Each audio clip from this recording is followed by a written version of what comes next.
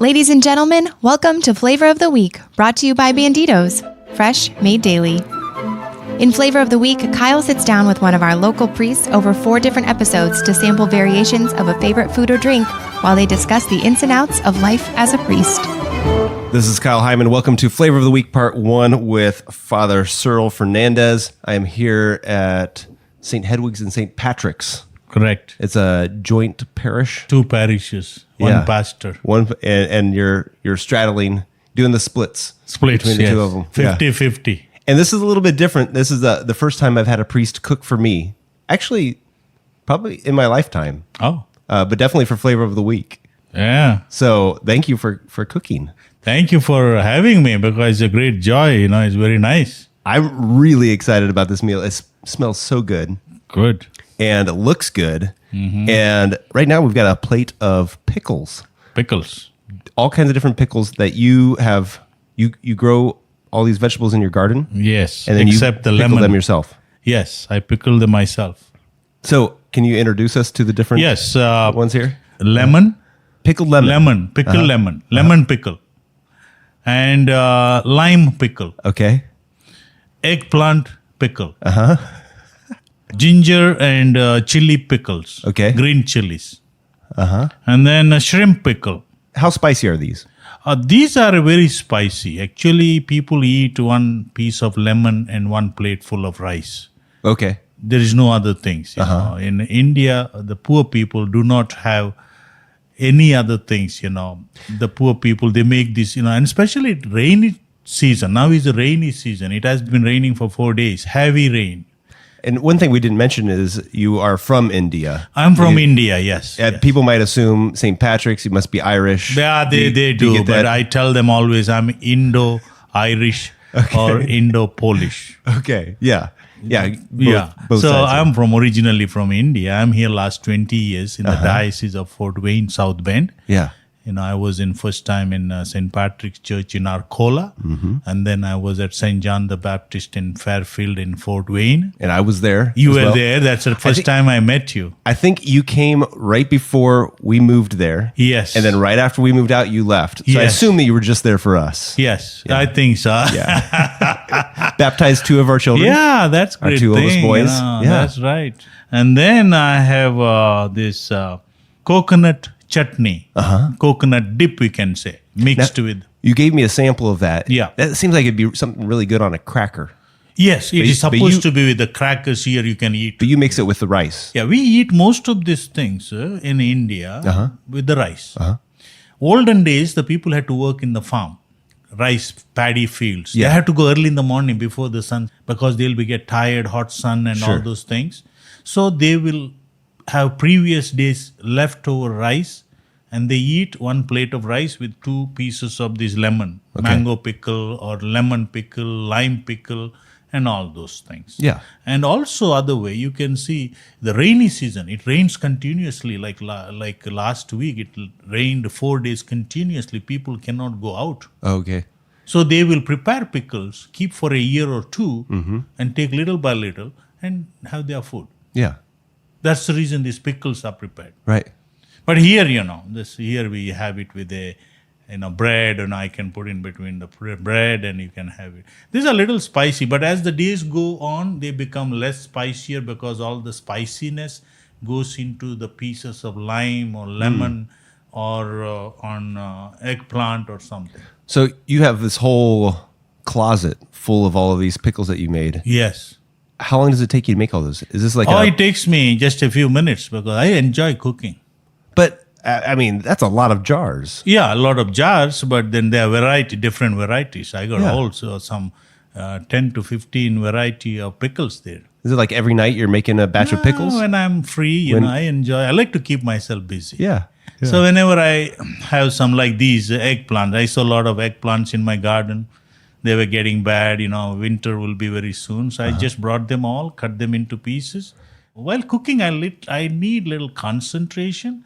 Daytime is very difficult. I usually prepare them in the evening, so because you need to know how much you put ingredients, various ingredients. That's very important. When you make these things, how much ingredients you use, how much you put. So in the evening, no one disturbs me. Yeah.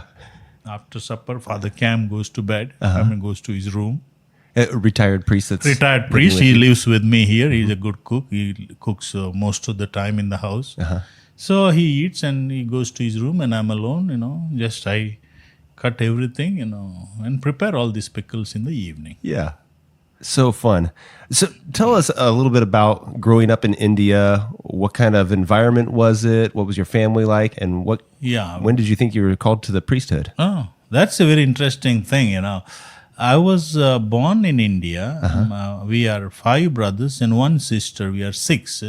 Among them, 5 of us are living. 1 brother died in India in the year 1994 in a train accident in Mumbai. Oh, no. And I'm the oldest son in the family.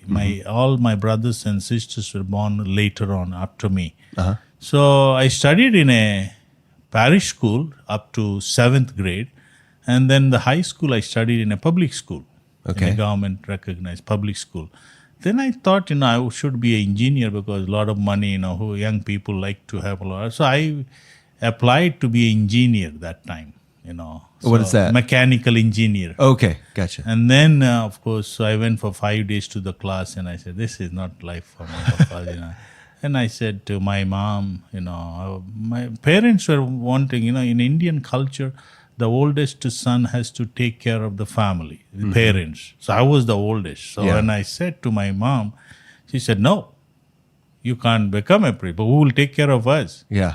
My brothers and sisters were too young, because they were born, all of them were born after my 7 years, My younger brother was born after 7 years, so they were little. So then she was very upset. But my uncle is also a priest in India, in the diocese where I belong even now, Jamshedpur.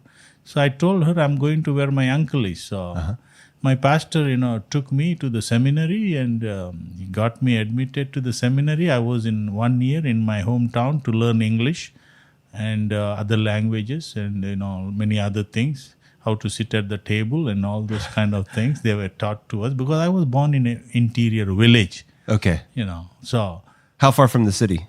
From city, it will take you an hour, 1.5 hours. Okay. By bus. And so when you go back to visit, you fly in and then you have an hour bus ride? Yes. I go picks you up? Yeah, someone picks me up from there, Now there are roads and those days they didn't have only walking, kind of a path. That's all they had. Now there is a road and all those things. So I was born, then I went to the seminary first time, living home. I missed 1 year I was in Mangalore, St. Joseph's Seminary, that is in my hometown. Then I became a priest for North India, which is like distance like Fort South Bend to California, kind of. So then my bishop said... How many dioceses are in India? Oh, that is 40... Really? Yeah, India is pretty large. So. I know it's large. I just didn't know what the Catholic population would have been. Catholic population is pretty good. I won't be able to tell you unless I see the records. Sure. So, I just don't want to give you a figure where, Then I became a priest for the diocese of Jamshedpur in North India. Okay. So it is mostly tribals. Tribals means like native Indians here. They have almost like same tribes, because most of their drum beats, music is very much agrees with the native Indians here. Okay. Because I went last week with one of our native Indian to see their, powwow, and I have seen in Fort Wayne, St. Patrick's, that Miami Indians powwow. The music is very much of a similar thing. I became an ordained priest for the, diocese of Jamshedpur in India. And then I worked there for, first my appointment as a vice principal of a school, and then as associate principal in St. Mary's Church and St. Mary's English Medium School, where the language of instruction is English. Okay. So then, of course, I had my degrees in education, so I was there for 5 years. Then I was sent to a public school where, lay people were running the school. And then after my all completion of my 4 years of theology, 4 years of philosophy studies, and then 3 years of regency where we had to go and stay in the parish and get some experience. Then again go back to 3 years of theology, and then I was ordained in the year 1988. Okay. Then sent to the school.